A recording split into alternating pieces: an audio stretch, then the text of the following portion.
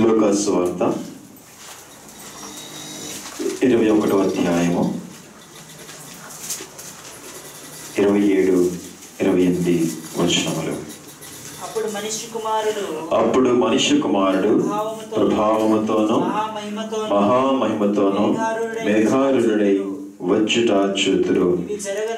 ఇవి జరగనారంభించినప్పుడు మీరు ధైర్యము తెచ్చుకొని మీ తలలెత్తుకొనడి, మీ విడుదల సమీపించుచున్నదనెను. ఆమేన్. ప్రార్థన చేసుకుందాం. ప్రేమమయుడైన మా ప్రియ పరలోకపు తండ్రి, మీ పరిశుద్ధమైన అమూల్యమైన నామమునకే కోటాన కోట్ల స్తోత్రములు. మిమ్మల్ని స్తుతించి కనపరిచి భాగ్యం ఇచ్చిన తండ్రి స్తోత్రములు. మా యొక్క స్తుతులు ఆరాధన అందుకున్న తండ్రి స్తోత్రములు. ప్రభా, ఈ రాకడ మాసములో ఉండగా మీరు మా కొరకు ఈ దినమున సిద్ధపరిచిన ఆత్మీయ ఆహారమును అందుకొనుటకే ఆశతో మీ సన్నిధిలో కూర్చొని ఎదురు చూస్తుండగా తండ్రి, ఇక్కడ మా అందరిక వినిచిన వారందరి యొక్క హృదయములను తెరవచ్చేసి ప్రభా, మంచి నేల వలె ప్రభా మా హృదయములను మార్చి మీ వాగ్దానములు మాలో విత్తి ప్రభా నూరంతల పంట కొరకే సిద్ధపరచమని వేడుకొనిచున్నాము. మానవదానం దయచేయండి. అలాగే ప్రభా, ఇతర సంగతులు మాలోనికి రాకుండా కేవలము మీ వాక్యమును మాత్రము ప్రభా ఆలకిస్తూ అంగీకరించే భాగ్యము దయచేయండి. మీ నామమున నిలువబడిన నన్ను మరుగుపరిచి మీ ఆత్మతో, మీ వాక్కుతో, మీ శక్తితో నన్ను నింపి మీ నోటి ఊరుగా వాడుకొనమని వాక్యమయ యేసు ప్రభు నామములో వేడుకొనిచున్నాము పరమ తండ్రి. ఆమేన్. ప్రియులారా, ప్రభు నామమున మీకందరికీ కృపా సమాధానములు, దైవ ఆశీర్వాదములు దేవుడి బిడ్డగా దయచేయును గాక. ఆమేన్. ఇక మాసమంతా కూడా రాకడ మాసము, రాకడ పండుగ మరి జరుపుకున్న మాసము, రాకడ సంగతులు ధ్యానించు మాసము. సరే ప్రియులారా, గత వారము రాకడ పండుగ మనం చేసుకున్నాము. మరి కొద్ది విషయములు క్లుప్తంగా మనము రాకడ గురించి కూడా ధ్యానించుకున్నాము. ఈ దినమున మరికొన్ని సంగతులు మనము ప్రభు యొక్క సెలవును బట్టి మనము ధ్యానం చేసుకుందాము. మరి అయ్యగారు గదర్శ గారు చెప్పిన రీతిగా మరి లోకములో ఉన్న ప్రతి మనుషులను కూడా కొన్ని గుంపులుగా అయ్యగారు వివరించున్నారు. వారిలో ఒక గుంపు పాపులు, మరొక గుంపు రక్షితులు, మరొక గుంపు పెండ్లి కుమార్తె వరుస, మరొక గుంపు వధువు. ఎవరెవరండి? పాపులు, రక్షితులు, పెండ్లి కుమార్తె వరుస, తర్వాత వధువు సంఘము. మరి పాపులు ఎవరు? ఎవరైతే దేవుణ్ణి అంగీకరించక పాపములోనే ఉంటూ పాపములోనే నశించిపోతున్నారో వారందరినీ కూడా ఒక లెక్కలో వేయచ్చు.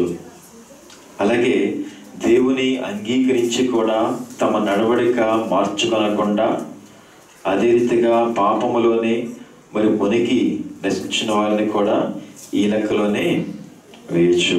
వీరందరూ ఎవరు? పాపులు. మరి వీరు ఏమంటారు? ప్రభు గురించి తెలుసా? కొంతమందికి తెలిసి ఉండొచ్చు, కొంతమంది తెలియకుండవచ్చు. మరలా ప్రభు త్వరగా వస్తున్నాడు అంటే వీరు పలికే మాట ఏంటి? కొంతమంది అసలు రాడు అంటారు, మరి కొంతమంది ఏమో ఎప్పుడొకప్పుడు వస్తాడులే అని చెప్పేసి అంటూ ఉంటారు. మరి క్లుప్తముగా వారు చెప్పే మాట ఏంటి అంటే ప్రభువు అప్పుడే రాడు, లేక ప్రభువు రాడు. రెండోదిగా చూసినట్లయితే రక్షితులు. వీరెవరు? ప్రభు నామమును బట్టి విశ్వాసం ఉంచి ఆయన దేవుని కుమారుడని అంగీకరించి నమ్మి ఆయన పేరున మరి బాప్తిస్మం పొంది రక్షించబడిన వారు, పరిశుద్ధమైన జీవితము ప్రభు యొక్క మరి చిత్తానుసారముగా నడుచుకున్న వారు, అలాగే మరి చెడుగును విసర్జించి మంచి ప్రకారము చేస్తున్నవారు, ప్రభువుకు ఇష్టలుగా నడుచుకునేవారు. వీరెవరు? రక్షితులు. మరి వీరికి ఏం కలిగి ఉంటుంది? వీరి మాట ఏంటి? ప్రభు ఇప్పుడే వస్తున్నాడంటే వాళ్ళు ఏమంటారు? ప్రభు ఇప్పుడొకప్పుడు వస్తాడు కానీ అప్పుడే కాదు అంటారు. వీరి సంగతి కూడా ఏంటి? ప్రభువు త్వరగా రాడు. ఎందుకనగా మరి వీరి పనులు, వీరి కార్యాలు మరి ఎన్నో ఉంటాయి, ప్రార్థనాంశాలు ఎన్నో ఉంటాయి.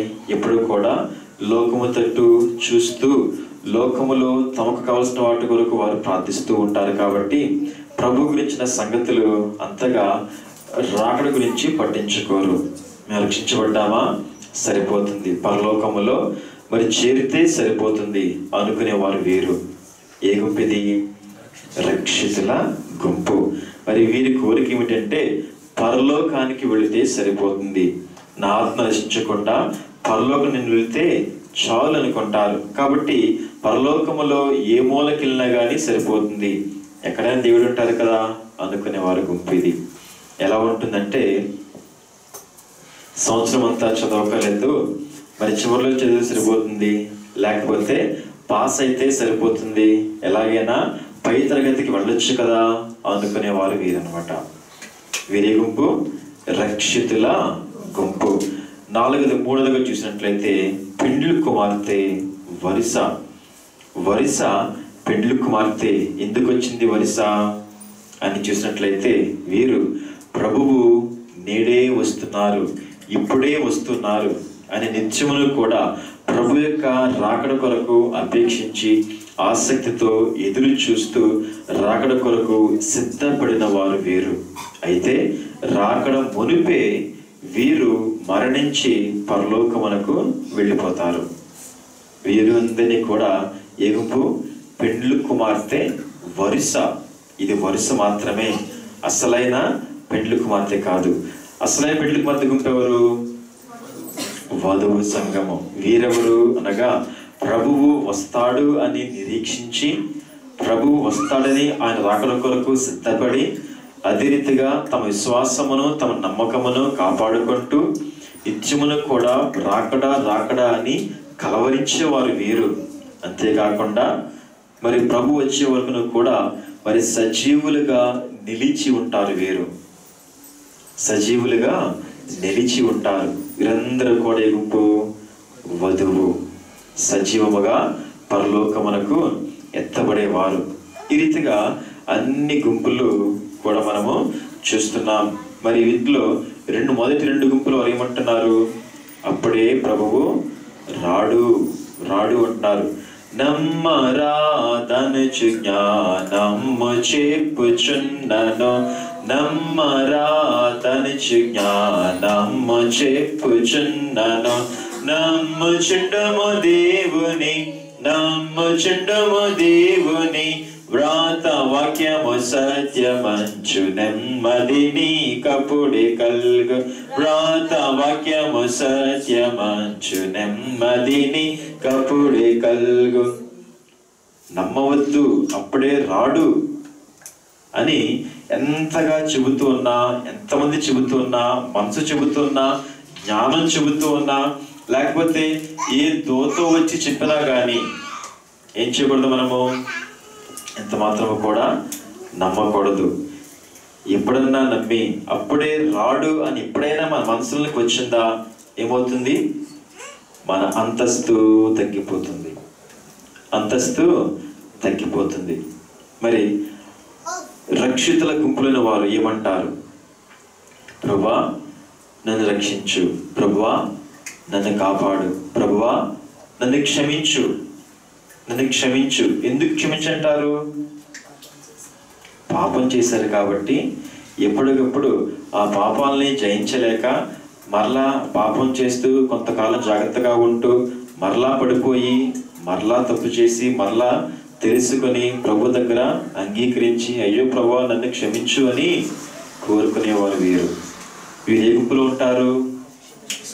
రక్షితుల గుంపులో ఉంటారు. మరి క్షమాపణ అడిగే అవసరం లేకుండా అనగా మరి పాపము అనేది అంటకుండా పరిశుద్ధముగా శుద్ధిగా జీవించేవారు వీరి గుంపులో ఉంటారు. పెండ్లి కుమార్తె వరుసలోను సజీవుల గుంపులోను వీరు ఉంటారు. మరి ఈ గుంపులో ఉండేవారు, అయ్యగారు చెప్పిన మాట, ఈ పెండ్లి కుమార్తె వరుసలో ఉండేవారు, సజీవుల గుంపులు ఉండేవారు ఎప్పుడైనా తప్పు చేసి అయ్యో ప్రభా నన్ను క్షమించు అంటే ఏమవుతుంది?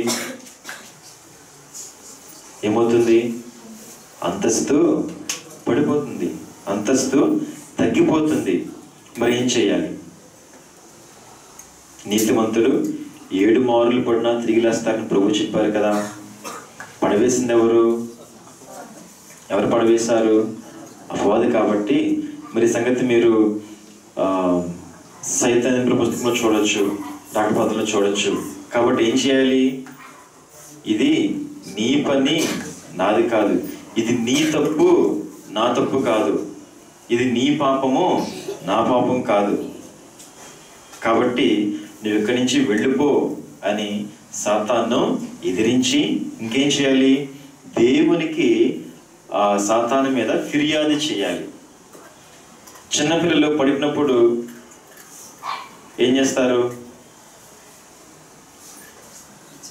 చిన్నపిల్లలు ఏం చేస్తారు? ఎవరన్నా వచ్చి ఎత్తుకుంటారేమో అని చూస్తారు. మరి పెద్దవారు ఏం చేస్తారు? పడిపోతే ఏం చేస్తారు? ఎవరన్నా చూసారేమో అని చెప్పి గబగబా లేచిపోయి దులిపేసుకుంటారు. అంటే ఏంటి? పడినట్ట పడనట్ట? పడనట్టే ఉంటారు కదా. అలాగే మరి ఈ గుంపులను వారు ఎలా ఉండాలి? అయ్యో ప్రభు నేను పడిపోయాను అంటే ఏమవుతుంది? సాతానికి వాడికి అవకాశం దొరికి వాడికి మన మీద ఏం చేస్తాడు? ఇంకా లేనిపోనివన్నీ కూడా కల్పించి ప్రభు మీద ఫిర్యాదులు చేస్తూ ఉంటాడు.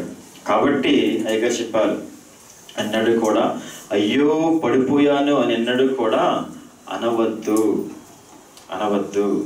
అయ్యగారు చెప్పిన మాట. వెంటనే లేచి దిగ్గున లేచి మరి ఏమీ ఎరగనట్టే వాడిని ఎదిరించి ప్రభువుకు వాడి మీద ఫిర్యాదు చేయమని ప్రభు మరి అయ్యగారు చెప్పినారు. ఈ రీతిగా ఈ యొక్క గుంపులు మనం చూస్తున్నాం. పాపులకైతే అసలు ప్రభు యొక్క రాకడ గురించిన సంగతులే అవసరం లేదు. ఆయన ఎప్పుడు వస్తాడో కూడా వారికి అవసరం లేదు. మరి తెలిసినా కానీ మరి నమ్మని వారు ఉన్నారు, నమ్మినా కానీ ఆ ప్రకారము తమ నడవడికను సరిచేసుకున్న వారు ఉన్నారు. వారెవ్వరూ కూడా రాకడలో ఎత్తబడరు. రక్షితుల గుంపు అయితే రక్షించబడినా కానీ విశ్వాసమును కాపాడుకున్నా కానీ అంతస్తులో మాత్రం వీరు తక్కువ అంతస్తు కలిగిన వారు ఉంటారు. కాబట్టి వీరు రక్షితుల గుంపులోనే ఉంటారు. కాబట్టి రాకడలో ఎత్తబడరు.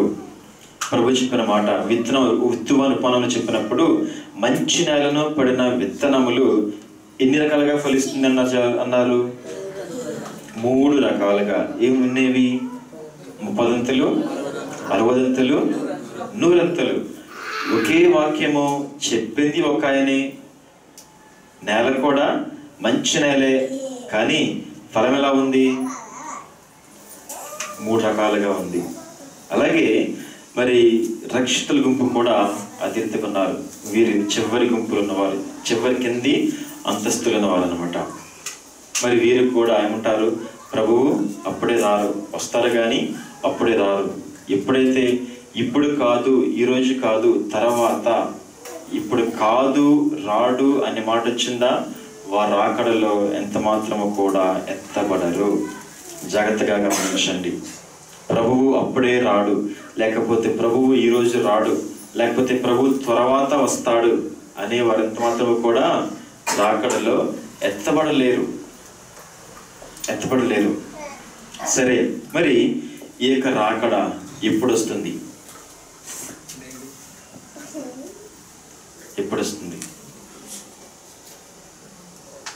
చెప్పాలి. ఇంకా ఆలోచిస్తున్నారా? రాకడ ఎప్పుడు?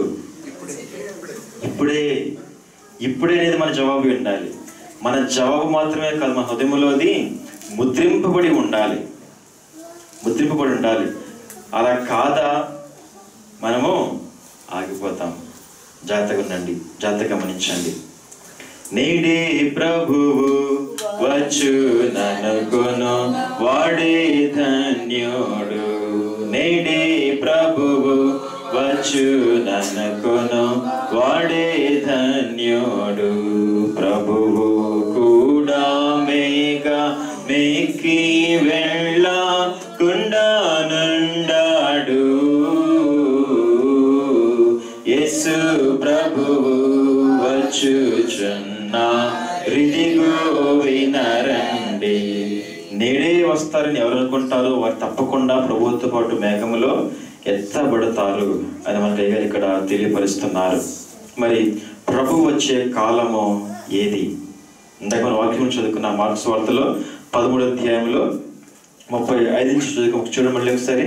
ఆ దినము భూమి నివసించు వారందరి మీదకి అకస్మాత్తుగా వచ్చును. కాబట్టి మీరు జరగబో వీటి నెలను తప్పించుకొని మనిషి కుమారుని ఎదుట నిలవబడుటకు శక్తి గలవారగునట్లు ఎల్లప్పుడూ ప్రార్థన చేయొచ్చు మెలకువగా ఉండని చెప్పాను. ఆయన ప్రతి దినము పగటి యందు మీ హృదయమును ఒకవేళ తిండి వలన మత్తు వలన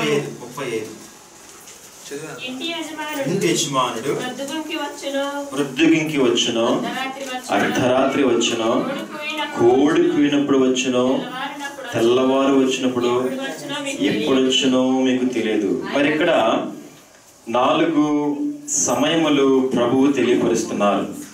4 సమయం. ఒకటేంటి? మొదటిది పొద్దుగురుకుట, రెండవది అర్ధరాత్రి సమయము, మూడవది కోడికూయి కాలము, 4వది తెల్లవారు కాలము. మరి ప్రొద్దుగురికినప్పుడు ఇది ఏ కాలము అని చూసినట్లయితే యేసుక్రీస్తు ప్రభువారు ఆరోహణమైన తర్వాత మరి మొదటి 100 సంవత్సరములు ఇది ప్రొద్దుగురుకు కాలము, అనగా సాయంకాలం అంటాం మనమైతే. తర్వాత మరి ఆ కాలంలో ప్రభువు అప్పుడు వస్తారేమో అనుకుని ప్రభు అంటున్నారు. అప్పుడు వచ్చారా ప్రభువు? రెండోసారి వచ్చారా?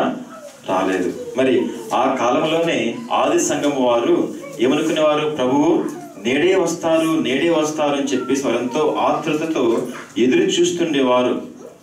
వారి విశ్వాసములో వృద్ధి పొందారు, పరిపూర్ణత సంపాదించారు, ఆత్మయందు పరిపూర్ణత సంపాదించారు, భాషలు పొందుకున్నారు, వరములు పొందుకున్నారు, అన్ని పొందుకున్నారు. ఏం చేస్తారు? ఇంకా ప్రభు రాకడ కొరకు ఎదురు చూస్తూ ఉన్నారు. అందుకొరకే వారి కొరకే, వారిని బలపరచట కొరకే పౌలు గారు తెస్సలోనికే సంఘమునకు ప్రభు రాకడించిన సంగతులు తెలియపరిచారు. మరి వారు ఈ మొదటి ఆది సంఘపులోని వారు ఏమంటున్నారు? మాటికి వారు చెప్పిన మాటే మరణాత. మరణాత అనేది అక్కడ స్టార్ట్ అయింది. మరలా ఎక్కడ వచ్చింది? బలిపీఠానికి మనకి వచ్చింది. వారి ఎదురు చూసిన ఏంటి? ప్రభు యొక్క రాకడ కొరకు. మరి ఆ కాలంలో ప్రభు వచ్చారా? రెండోసారి రాలేదు, రాకడ జరగలేదు. తర్వాత కాలం ఏంటి? అర్ధరాత్రి కాలము. అర్ధరాత్రి కాలము చీకటి పడిన కాలము. అర్ధరాత్రి కాలము మరి బైబిలు దాచబడిన కాలము. అర్ధరాత్రి కాలము బైబిల్ వెలుగులోనికి తేబడని కాలము. ఏ కాలం ఇది? మార్టిన్ లూథర్ గారు అంతవరకు కూడా బైబిల్ ఆయన ద్వారా దేవుడు బయటకు తీసుకొచ్చేంతవరకు కూడా అన్ని 100 సంవత్సరములకు కూడా అర్ధరాత్రి కాలమే. ఆ కాలంలో ప్రభు వచ్చారా? ప్రభువు రాలేదు. తర్వాత ఈ కాలము కోడికూయి కాలము. ఇది మిషనరీల కాలము. మరి లూథర్ గారు బైబిల్ను బయలుపరిచినది బయటకు వచ్చిన అప్పటి నుంచి కూడా ఎంతో మంది మిషనరీలు దాదాపు మన గత 200-300 సంవత్సరముల నుంచి అన్ని దేశాలకు కూడా వెళ్ళి మిషన్ ఏం చేస్తున్నారు? సువార్తను ప్రకటింపచేస్తున్నారు. ఏ సువార్త? రక్షణ వార్త ప్రకటిస్తున్నారు. మరి ఈ మిషనరీల కాలంలో, ఈ కోడి కోసే కాలంలో ప్రభు వచ్చారా? అప్పుడు కూడా రాలేదు. ఇంకే కాలం మిగిలింది? తెల్లవారు కాలము. ఇది 1900వ శతాబ్దం నుంచి 1900వ సంవత్సరం నుంచి ఈ తెల్లవారు కాలము ప్రారంభమైంది. ప్రభు ఇప్పుడు రావాలి. ఆల్రెడీ ఈ యొక్క తెల్లవారు కాలంలో 100 సంవత్సరాలు గడిచిపోయినాయి. 115 ఎప్పుడే గడిచిపోయినాయి. మరి ప్రభు ఎప్పుడు వస్తారు? ఎప్పుడు వస్తారు? ఇప్పుడే, ఈ కాలంలోనే, మన కాలంలోనే, ఈ కాలంలో తప్ప మరికి ఎప్పుడు వస్తారు ప్రభు? ఇంకా వేరే కాలము లేదు, ఈ కాలంలోనే ప్రభువు రావలసినది. మరి ప్రభువు రాకడ కొరకు మరి దేవుడు అనేకమైన గుర్తులను చూపించినారు. మరి ప్రభు యొక్క మొదటి రాకడ జరిగినప్పుడు ఎలా ఉంది? ఆయన మొదటి రాకడ కొరకు అనగా ప్రభువు ఈ యొక్క లోకమునకు రక్షకునిగా వచ్చినప్పుడు దాని గురించిన సంగతులు, గుర్తులు అనేకమైనవి ప్రభు ముందుగానే బైబిల్లో తెలియపరిచారు. అవన్నీ కూడా నెరవేరాయి, ప్రభు కూడా వచ్చారు. అలాగే ఈ రెండవ రాకడ కొరకును కూడా అనేకమైన గుర్తులు ప్రభువు మరి బైబిల్ ముందుగానే వ్రాసించినారు. అవి నెరవేరాయా? బైబిల్ ఉన్నవన్నీ కూడా నెరవేరాయి, అన్నీ నెరవేరాయి. భూకంపాలు వస్తున్నాయా? ఎన్ని వచ్చాయి? 15వ శతాబ్దం నుంచి 19వ శతాబ్దం వరకు ఈ 400 సంవత్సరాల్లోనే దాదాపు 2300 సార్లు భూకంపాలు వచ్చాయి. మరి మన కాలంలో ఇంకా ఎక్కువ సార్లు వచ్చాయి. అలాగే సముద్రపు ఘోష వల్ల జనములన్నీ కూడా మరి వేల చెందుతారండి. మరి ఉప్పెలు రాలేదా? సునామీలు రాలేదా? భూకంపాలు రాలేదా? ఆకాశములో మహత్కార్యాలు, ఆకాశములో అనేకమైన గొప్ప గొప్ప సూచనలు చూస్తారన్నారు. మరి శాస్త్రాలు, ఫ్లయింగ్ సాసర్స్ చూడలేదా? అనేకమైన మరి గొప్ప గొప్ప సంగతులు చూడడం లేదా? ఉలకలు చూడడం లేదా? హబుల్ టెలిస్కోప్ ఏం చేస్తుంది? మరి అంతరిక్షంలో ఉండి పరలోకాన్ని కూడా మరి ఫోటో తీసామని చెప్పేసి వారు గత 15 సంవత్సరాల కిందట వారు ప్రకటించారు. హబుల్ టెలిస్కోప్ వారు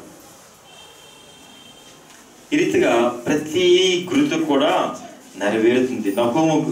నహుము ఆ యొక్క ప్రవక్త ఏం చేశాడు? మన కాలంలో తిరుగుచున్న ఆ యొక్క కార్లు, బస్సులను ఆ కాలంలో చూశాడు.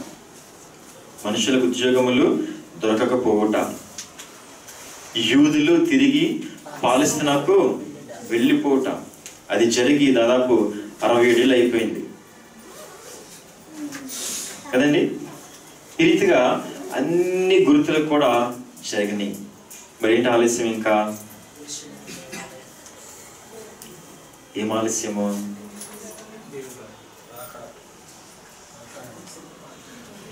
మన సిద్ధపాట కొరకే దేవుడు ఎదురు చూస్తూ ఉన్నారు. రాకడ గుర్తులన్నీ కూడా జరిగినాయి. మరికొన్ని గుర్తులు, ఒక గుర్తు ఉంది, ఇంకొక గుర్తు. ఏమిటా గుర్తు అని చూసినట్లయితే, ఏ రీతిగా ప్రపంచమంతటా కూడా సువార్త, ప్రభు గురించిన రక్షణ వార్త ప్రకటించబడిందో అదే రీతిగా రాకడ సువార్త కూడా ప్రకటించబడాలి. రాకడ సువార్త కూడా ప్రకటించబడాలి. మరి ఎవరు ప్రకటిస్తున్నారు? అందుకొరకు వచ్చిందే బైబిల్ మిషను. భూలోకమందరికి సువార్త పోటకు ఇండియా ప్రధాన కేంద్రం అయితే అందులో గుంటూరు ముఖ్య స్థానము. గుంటూరు కాకాని కదండి. ఇందుకొరకే ప్రభువు బైబిల్ మిషన్ను ఎన్నుకున్నారు. ఇందుకొరకే ఇప్పుడు దేశాలకి, అన్ని రాష్ట్రాలకు కూడా పంపిస్తున్నారు. అనేక మంది వెళుతూ ఉన్నారు. మరి వెంటనే అవుతుందా? ఏం పుట్టుందండి? టైం పుట్టుద్ది కదా. టైం పుట్టుద్ది అనేది మన ఆలోచన కదా. కానీ పేతురు గారు వస్తున్నారు 2వ పత్రికలో 3వ అధ్యాయము 8-9 చూద్దాం. ప్రియులారా, ఒక సంగతి మరచిపోకుడి. ఏమనగా ప్రభువు దృష్టికి ఒక దినము 1000 సంవత్సరముల వలెను, 1000 సంవత్సరములు ఒక దినము వలెను ఉన్నవి. చాలండి. పేతురు గారు చెబుతున్న ఒక గొప్ప మర్మము. ప్రభు దృష్టికి ఎలా ఉందంట? ఒక దినము 1000 సంవత్సరములు 1000 సంవత్సరములు ఒక దినము. ఇది ఎలా సాధ్యమో చెప్పండి? ఇది సాధ్యమేనా? మన జ్ఞానానికి ఏమన్నా అందుతుందా? ఏమైనా అందుతుందా? దీనిని మర్మం ఏమిటంటే, ప్రభువు ఒక దినములో జరిగే పనిని 1000 దినముల వరకు ఆయన సాగదీయగలడు. అదే రీతిగా 1000 సంవత్సరములలో జరిగే పనిని ఒక్క రోజులో ఆయన చేయగలడు. ఆయనకు అసాధ్యమైనది ఏమున్నది? ఏమీ లేదు. ఏమీ అసాధ్యమైనది ఏదీ లేదు. ఆయన కట్టున్నది ఏది కూడా లేనే లేదు. మరి ఇప్పుడు చెప్పండి, టైం పడుతుంది అనుకుంటున్నాం కదా, రాకడ వార్త లోకమంతటికి చాటాలంటే టైం పడుతుంది అనుకుంటున్నాం కదా. ఎంత టైం పడుతుంది? ఎంత టైం పడుతుంది? 20 సంవత్సరాల? 20 సంవత్సరాల? కొన్ని గంటలు చాలు ప్రభువుకు కదా. ఒక్క రోజులో ఆయన అంత పని కూడా ముగించి వెంటనే ఆయన వచ్చి తన భక్తులు రాకడలో తీసుకొని వెళ్ళగలిగేంత మరి శక్తి ప్రభువునకు ఉన్నది. అయితే ఆయన ఎందుకు ఎదురు చూస్తున్నారు? ఇంకా చదువు తర్వాత. కొందరు ఆలస్యమని ఎంచుకున్నట్లు ప్రభువు తన వాగ్దానమును గురించి ఆలస్యము చేయువాడు కాడు, గాని ఎవడును నశింపవలెనని ఇచ్చయింపక అందరూ మారు మనసు పొందవలెనని కోరుచు మీ ఎడల దీర్ఘశాంతము గలవాడై ఉన్నాడు. చూడండి, ఎవరు కూడా నశించిపోకూడదు. లోకములో ఏ ఒక్క మనిషి కూడా నరకములకు వెళ్ళడానికి ప్రభువునకు ఇష్టం లేదు. అలా అయితే నరకం ఎందుకు చేసి అనుకుంటారేమో. నరకం ఎవరు చేయబడింది? ప్రకటనలో చూస్తున్నాం 20వ అధ్యాయంలో, నరకము సాతాను కొరకు చేయబడింది. నరకము మనుష్యుల కొరకు కాదు కదండి. మరి రీతిగా ప్రభు ఏం చేస్తున్నారు? మనందరము కూడా రక్షించబడాలని ఆశతో, ఓపికతో, దీర్ఘశాంతముతో ఆయన ఎదురు చూస్తున్నారు. అందుకే పేతురున్నాడు, మీరు ఒక సంగతి ఎన్నడూ కూడా మరచిపోవద్దు. ఆయన ఈ రోజు మనకి ఇచ్చారు అంటే ఏంటర్థము? ప్రభు మన గురించి దీర్ఘశాంతము కలిగి మనకు గొడువిస్తూ ఉన్నారు. మనం మారుతామేమోనని, మనం ప్రభు తట్టు తిరుగుతామేమోనని, మనం ఆయన జ్ఞాపకం తెచ్చుకుంటామేమోనని, మనం ఇంకా రాకడ కొరకు మనము సిద్ధపడతామేమోనని ప్రభు మనకు గడువు మీద గడువు రోజు రోజు మనకు ఇస్తూ ఉన్నారు. మరి పేతురు చెప్పిన ఈ మాట బట్టి చూసినప్పుడు ఆయన ఆరోహణమై వెళ్ళిన తర్వాత ఎన్ని రోజులైంది ప్రభు దృష్టిలో? ఎన్ని రోజులైంది? 2 రోజులే. 2 రోజులే. మరలా వస్తాను, ఇప్పుడే వస్తాను చెప్పి ఎన్ని రోజులైంది?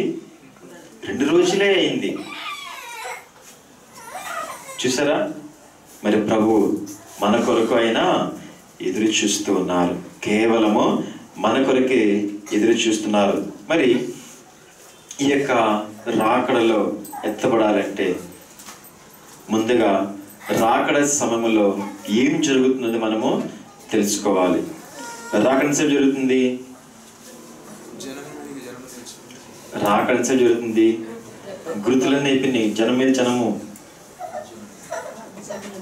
రాజ్యం మీద రాజ్యము, యుద్ధాలు, ఇంకా కుటుంబంలో మరి నెమ్మది లేక, ఐక్యత లేక, ప్రేమ తగ్గిపోవడం, ఉద్యోగాలు దొరకక, ఇవన్నీ ఇప్పటి నుంచో జరుగుతూనే ఉన్నాయి. అన్నీ కూడా జరుగుతూనే ఉన్నాయి.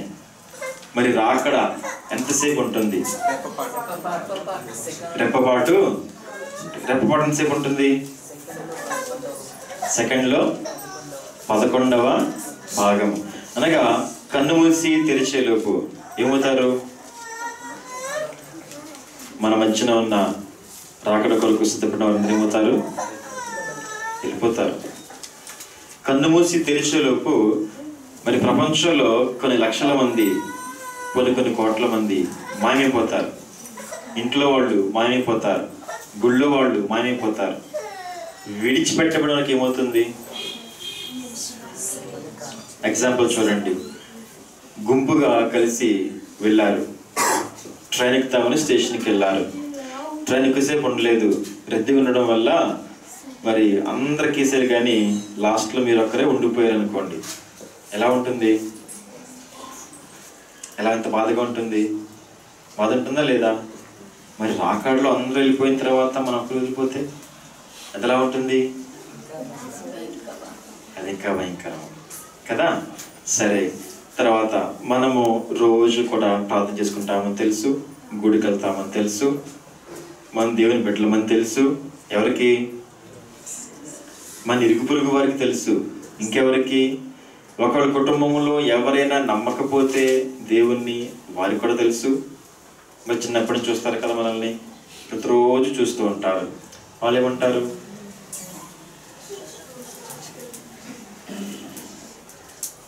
నీ జీవితం అంతా కూడా వెళ్ళిపోయి దేవుడు దేవుడు అని చెప్పేసి, నీ దేవుడు ఏం చేశాడు, నిన్ను వదిలేశాడు నిన్ను అని చెప్పేసి అంటారు. అప్పుడు మీ మనసు ఎలా ఉంటుంది? అనగా ఎవరైతే మిగిలిపోతారో వాళ్ళ మనసు ఎలా ఉంటుంది? బాధ, ఇంకా దాన్ని ఇంకా డేట్ చేసి వాళ్ళకి నమ్మకం కలిగించాలని మన దేవుళ్ళు ఎక్కువ బతలాడు. ఇంకా దేవుణ్ణి ద్వేషించే వారుగా అనేకులు మారిపోతారు.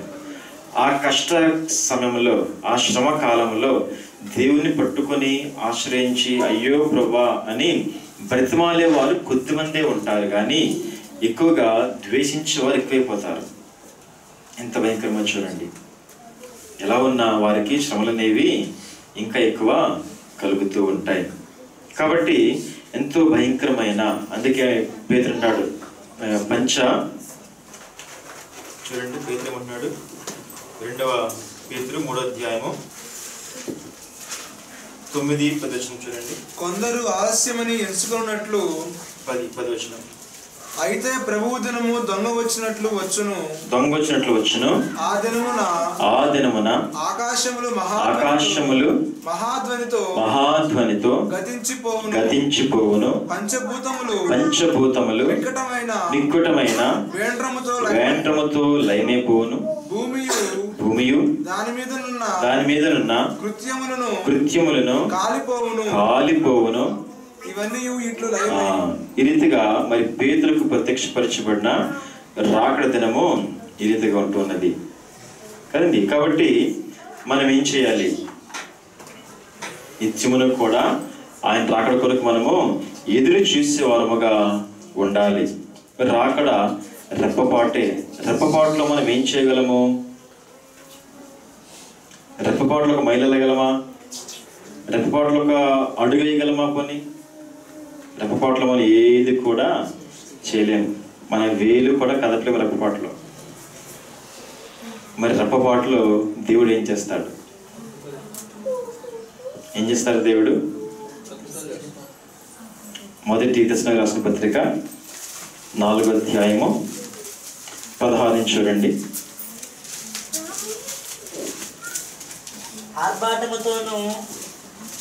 ఆర్భాటముతోను ప్రధాన దూత శబ్దముతోను దేవుని బూరతోను పరలోకము నుండి ప్రభువు దిగి వచ్చును. చాలండి. మరి ఇక్కడ మొదటిది ఆర్భాటము, రెండవది ప్రధాన దూత శబ్దము, మూడవది దేవుని బూర, నాలుగవది పరలోకము నుండి ప్రభువు దిగి వచ్చును. ఈ సంగతి చూద్దాం. ఆర్భాటము. ఏం ఆర్భాటము? దేవదూతులు పరలోకము నుంచి ఆర్భాటం చేసుకుంటూ ప్రభుతో పాటు దిగి వస్తారు. ఈ ఆర్భాటం ఎవరికి? పరలోకములో ఉన్న వారికి. ఎందుకు? ప్రభువు వస్తున్నారు, కిందికి వెళ్తున్నారని చెప్పేసి వారికి ఆర్భాటము. ఇంకా ప్రభువు పెండ్లి కుమారుడుగా వస్తున్నారు అని చెప్పేసి లోకంలో వారందరికీ కూడా తెలియపరచడానికి ఈ ఆర్భాటము. మన ఇంట్లో పెండ్లైతే మన ఆర్భాటం చేస్తే మన పక్కింటి వారికి, పక్క వీధికో తెలుస్తుంది. మరి పరలోకం నుంచి వారు చేసి ఆర్భాటంగా తెలుస్తుంది, లోకం వారందరికీ కూడా తెలుస్తుంది. మరి కోళ్ళు ఏం చేస్తాయి? ఏమైనా సౌండ్ చేస్తే ఎక్కడి నుంచి వచ్చిందా అని చెప్పేసి అటు ఇటు చూస్తూ ఉంటాయి. అలాగే విశ్వాసులైన వారు మరి ఎత్తబడి గుంపులో ఉన్న వారైతే సిద్ధపడతారు, మరి సిద్ధపడిన వారు వెళ్తారు. అయితే మిగిలిన వారు, అవిశ్వాసిన వారు, పాపులైన వారు, అది ఏమిటో, ఏ శబ్దమో, ఏ ఆర్భాటమో తెలియక వారు దిక్కులు చూస్తారు.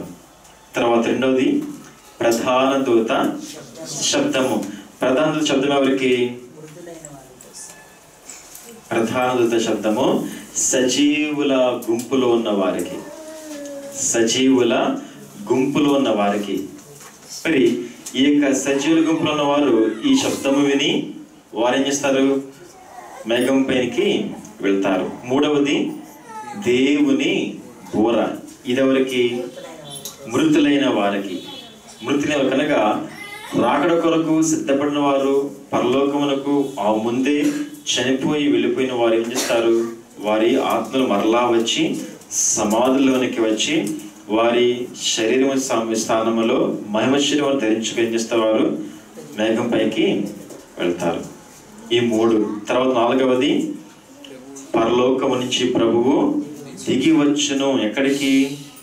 మేఘము పైకి. షకీనా మేఘం పైకి అయినా మధ్యాకాశములోనికి, అనగా భూమికిని ఆకాశమునకు మధ్య మేఘములపై ప్రభువు వస్తారు. ఎన్ని జరిగినాయి? 4. తర్వాత చూడండి, క్రీస్తునందుండి మృతులైన వారు మొదట లేతురు, ఆ మీదట సజీవులమై నిలిచియుండు. మనము వారితో కూడా ఏకముగా ప్రభువును ఎదుర్కొనుటకు ఆకాశమండలంపై మేఘముల మీద కొనిపోబడుదుము. 5వది చూడండి, సజీవుల కన్నా ముందు సిద్ధపడిపోయి చనిపోయి మరి త్వరపడి వెళ్ళిపోయిన వారు, మృతులైన భక్తులు ఏం చేస్తారు? లేచి మనకన్నా ముందు మేఘం పైకి వెళ్తారు. వారి వెనకాల సజీవుల గుంపులు ఉన్న వారు వెళ్తారు. సజీవుల గుంపులో మరలా 2 భాగాలు రాకడ కొరకు కష్టపడి తమ జీవితకాలం అంతా కూడా విశ్వాసం కాపాడుకుంటూ సజీవంగా ఉన్నవారు ఒక గుంపు అయితే, ఏమి తెలియని చిన్నపిల్లలు మరొక గుంపు. చిన్నపిల్లలు మరి దేవునికి అవమానము కలిగించే ఏ క్రియ వారి వద్ద ఉంటుంది కాబట్టి, పాపమును వారు ఎదుగురు కాబట్టి, దేవునిని నిర్మలమైన మనసుతో వారు నమ్ముతారు కాబట్టి, విశ్వాసం ఉంచుతారు కాబట్టి, చిన్నపిల్లలు కూడా ఏం చేస్తారు? వారు కూడా ఈ సజీవుల గుంపులో కలిసి మేఘం పైకి ఎత్తబడతారు. సజీవుల్లో 2 గుంపులు. తర్వాత ఎన్నైనా ఇప్పటికి 6 ఆర్భాటము, ప్రధాన దూత శబ్దము, దేవుని బోర, ప్రభువు మేఘంపై దిగి వచ్చుట, మృతులైన వారు లేచి మేఘంపైకి వెళ్ళుట, సజీవులైన వారు మేఘంపైకి వెళ్ళుట. తర్వాత 7వదిగా ఇంతవరకు లోకమంతటా కూడా తన ఆత్మను కుమ్మరించి విశ్వాసులను కాపాడుతూ భద్రపరుస్తూ నడిపిస్తూ రాకడ కొరకు సిద్ధపరిచిన పరిశుద్ధాత్మ తండ్రి మేఘంపై ఈ వధువు సంఘమును పెండ్లి కుమారుడుగా వచ్చిన యేసుక్రీస్తు ప్రభువుకు అప్పగిస్తారు. అప్పగించిన మీదట అప్పుడు ఈ మేఘంపై ప్రభువు, మేఘంపై పెండ్లి కుమార్తె అందరూ కూడా కలిసి పరలోకంలోనికి చేర్చబడతారు. ఇది మొత్తం ఎన్ని? 7. ఈ 7 సంఘటనలు కూడా ఒక్క సెకండ్లో 11 భాగములో ఒక్క రెప్పపాటులో ఈ 7 సంగతులు కూడా జరుగుతాయి. ఇదే రాకడ. మరి సజీవులైన వారు ఎలా వెళ్తారు పరలోకానికి? మహిమ శరీరము. ఏ శరీరం ఉంటుంది? మహిమ శరీరం. మట్టి శరీరం ఉంటుంది, ఇంకా అంతా కూడా మహిమ శరీరమే. మహిమ శరీరం ఎలా ఉంటుంది? ఎగ్జాంపుల్ చెప్పండి. యేసుక్రీస్తు ప్రభు వారు పునరుద్ధరణ తర్వాత ఏం పొందారు? ఆయన మహిమ శరీరం ఆయన ధరించుకున్నారు.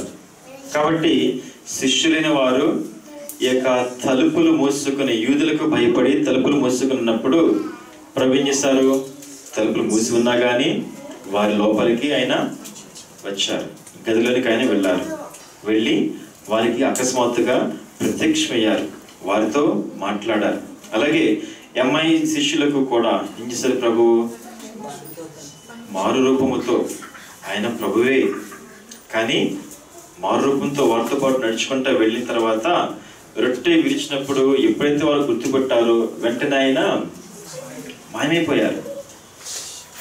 అనగా ఈ మహిమ శరీరానికి అడ్డులు ఉండవు, ఆటంకాలు ఉండవు, ఆటంకం ఎంత మాత్రం కూడా ఉండవు. ఈ రీతిగా మహిమ శరీరమును, ఇట్టి మహిమ శరీరమును మరి మనము కూడా సజ్జల గుంపులను మనము కూడా ధరించుకుంటాం. ఈ మహిమ శరీరము మరి ఏ ఒక్కరు కూడా ఆపలేరు, ఏ ఒక్కరు కూడా ఆపలేరు. మరి నీకు ఒక డౌట్ రావాలి, రాకడ ఎందుకు ఎంత తక్కువ సమయం? జీవితకాలం అంతా కష్టపడతాం కదా, జీవితకాలం అంతా కూడా మనము ప్రభువులు ఉంటాం కదా, ఇది ఏ ఒక రోజు 2 రోజులు కొన్ని వారము పెడితే బాగుంటుంది కదా, మన మీటింగ్స్ లాగనుకుంటారేమో. ఇప్పుడు డౌట్ వచ్చిందా? ఇప్పుడు డౌట్ రాలేదా? ఎందుకు ఈ రెప్పపాటు సమయం? ఎందుకు? 12వ అధ్యాయము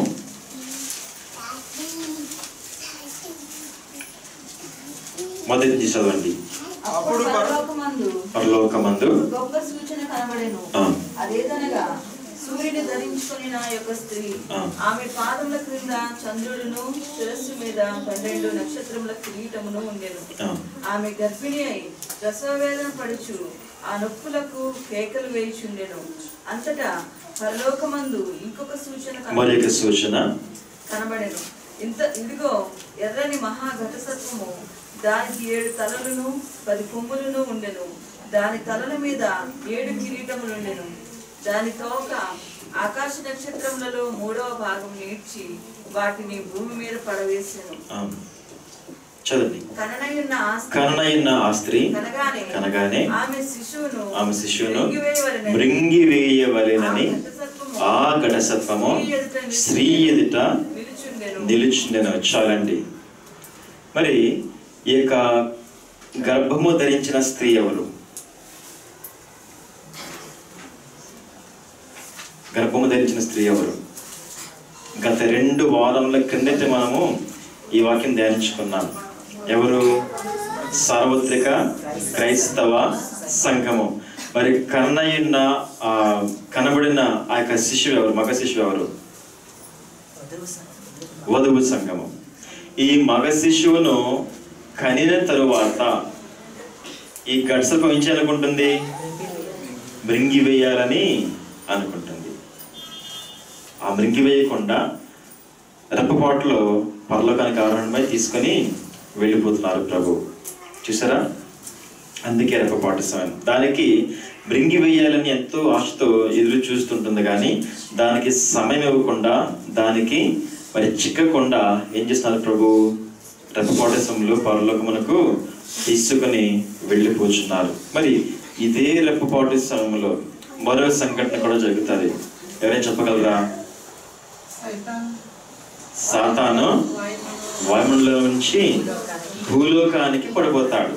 ఇదే రెప్పపాటులో ఎప్పుడైతే పెండ్లి కుమార్తె పరలోకానికి వెళ్ళిందో అదే సమయంలో సాతాను కూడా క్రిందికి పడిపోతాడు. మరి సాతాను వాయుమండలంలో ఉంటేనే లోకంలో ఇంత గలిబిలి శ్రమలు ఉంటే వాడి లోకానికి వచ్చిన తర్వాత ఇంకెలా ఉంటుందో చూడండి. ఒక్కసారి ఆలోచించండి, ఇంకెంత భయంకరంగా ఉంటుందో.